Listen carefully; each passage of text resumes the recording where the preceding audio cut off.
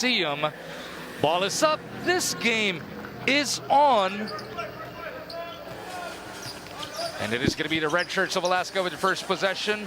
Laro na to, of course, as usual, hatid sa atin ng Honda, the official motorcycle of the PBA. Tackler, but you want more, Dean. That's right, and he's capable of delivering more. Not only in terms of points, but also in terms of providing the kind of energy that a Gilas player can give.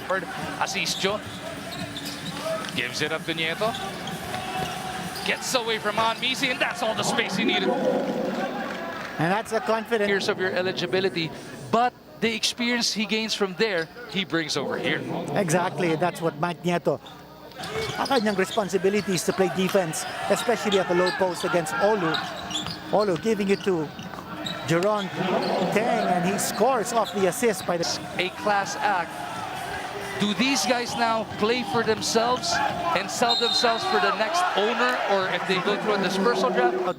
Leaving behind a legacy of integrity, and ito makita natin, no, si Olu going up against his defender. I think that was Anton Asistio.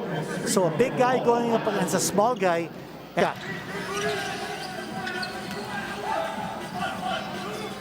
Asistio from the top keeps rain or shine within two.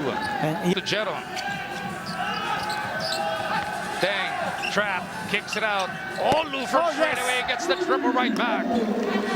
That's a three-putt from the outside as well. Alaska already with 10 points, 3 minutes into the contest. The Dean. Walker gets the bounce. And that guy got a Henry Walker and getting the friendly bounce. Di Gregorio nilinis pa. Alaska off to a... They forced a turnover on that end. Abante ng pito ang Alaska, 15-8. Jeron locks that one home. Yeah. 3.5 remaining in this opening frame. Step back jumper. Oh, yes. JV Mocon delivers. It's an oriented type of game. Eto, no? We're now less than 3 minutes to go here in this first quarter, and Alaska has just broken into 20. Doesn't work. Oh, nice rebound there. Part of Mocon. Ponferrada runs into a brick wall, forced to kick it out. Borboran from the baseline. It's 20-12. Dalawat kalating minuto natitira sa ating unang yugto. Kevin Racal na now in the game and immediately delivers from 15 feet. Borboran and Karakot. Olu's going to have to take the shot. Oh, no. Inside they go to bed. That's a great pass. Damos getting the... Here's Tolomia. Napunta kay Herndon. The short stab is good by Rakarami. Good charge, especially from the point guard position, considering their last place in assists.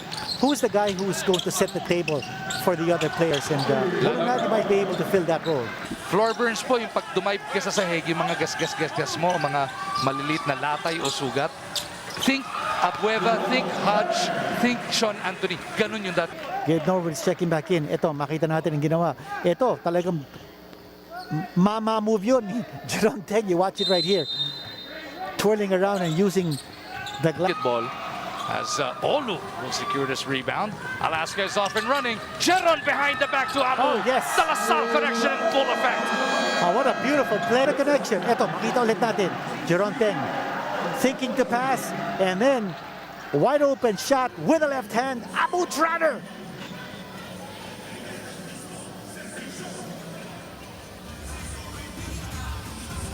Yun. As the Aces find themselves up by 13. Belga from deep. Punches it through. Bo Belga, specialty of the...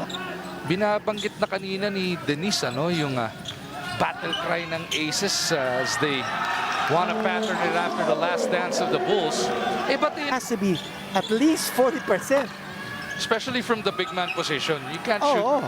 Yung 30s, 3-point shooting yan, yung 33, 1 out of 3. Pero pag big man ka... And si Trotter has been used to playing the 5 position. Now he's playing a different position with Olu right there. And look at Henry Walker. A wide open shot. Here's Bolanadi at the other end. Coach Jeff Carriazo had nothing but praise for this young man, and he proves it correct right there. He comes here, plays 1 game, 3 games, tapos he leaves. And let's hope that Olu can last this conference. Here's an outside shot coming from Mike Nieto, mighty Mike. Olu, you know, I'm wondering why Olu doesn't post up.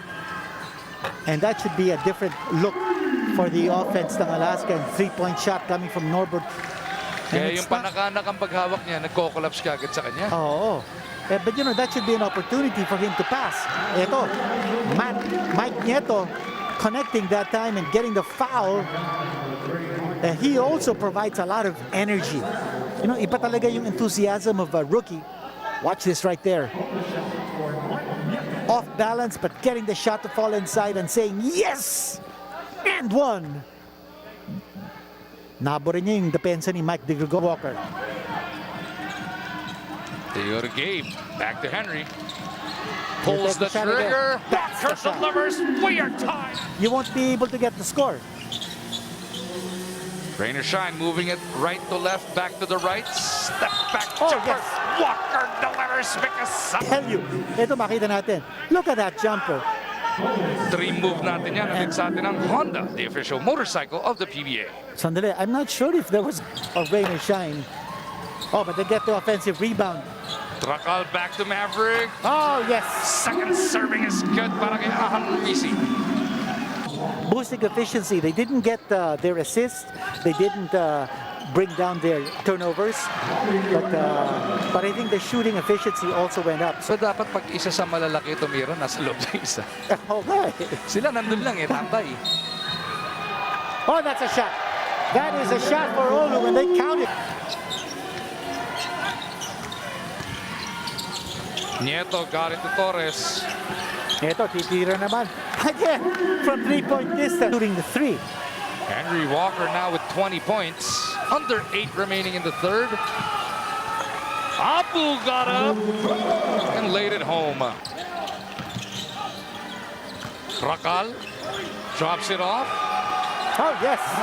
Brian Faundo with a baseline jump lang ni Faundo sa PBA stage, and he's the newest guy on this team, but he was right there to make sure his import was not going to get the wrong end of it as Faundo looks around, swings it. Rakal looking at Olu down low. Olu spins baseline, uses that shoulder. Olu powers it through. And Yunus has basketball IQ to give himself an opportunity to have an impact, either on defense or on offense. Oh, nice getaway that time. Tinaport si Karagot. Ito yung gandang backdoor finish ni Mocon kanina, no? Abu was all over that one. Here comes Tolomio on the push. Gets it to Abu. And he makes a shot. Trotter getting it done on both ends. And that, you need to play a little bit more transition to quicken the pace. Here's Karakut. From the corner. That's a 3-point shot. That wasn't even the regular corner. That was deep from the right. Yep. Dreadlocks na hindi cornrows. Basta pagising mo, ganun na yun. Oh, nice getaway from Karakut, and he will score. 60. I wonder kung si Mike Nieto sanay sa pace na ganito. I don't think he's... Oh, there you go again. Walker. Unbelievable. It'll be 5 on 4 the other way. Alaska on the move. They go to Olu. Back to Herndon. De Gregorio's open, but Herndon takes it upon himself for the left-handed layup. Jackson trying to slither his way through. They go to Henry. Belga swings to Nieto. Oh, yes. Who lights it up. National experience. Mike Nieto. Sa Dean's List natin, he said, more from Nieto. Well, he delivered that time. 13 in the game para dito kay Mike as Olu. Nips come first serve po siyempre yan. Maganda itong 3x3 second conference natin. As we said earlier, there are at least 20 new players who didn't play in the first conference. Herndon takes the bump. They swing it. There we go. Gregorio. And that's the shot. That's the shot they were waiting for from Mike De Gregorio ever since. So he's jacking up his total now. Gabe swings it. They locate Mocon. Bagong pasok. Walang nakarealize And noon. beautiful pass. May laro pa pala itong dalawa ngayong darating na Sabado. Alaska versus Terra Firma. Dito rin yan sa Smart Araneta. And Rain or Shine is back on Sunday versus Meral. Doesn't work. Or with yet another board. Pang-pitong rebound na ni Gabe. Karakot buries the three. That's 4 seconds on the shot clock. Olu's gotta go. A And solo with a that's scoop. it. Oh, what a big shot. You know, he wanted the ball. Nandun yung dog. Timeout dahil wala yung kanyang import, was all the way in the backcourt. Nakita natin, no? Dalawa yung dinaanan ni Ashley. And then making that basket. Again, watch it from a different angle. He just threw it up.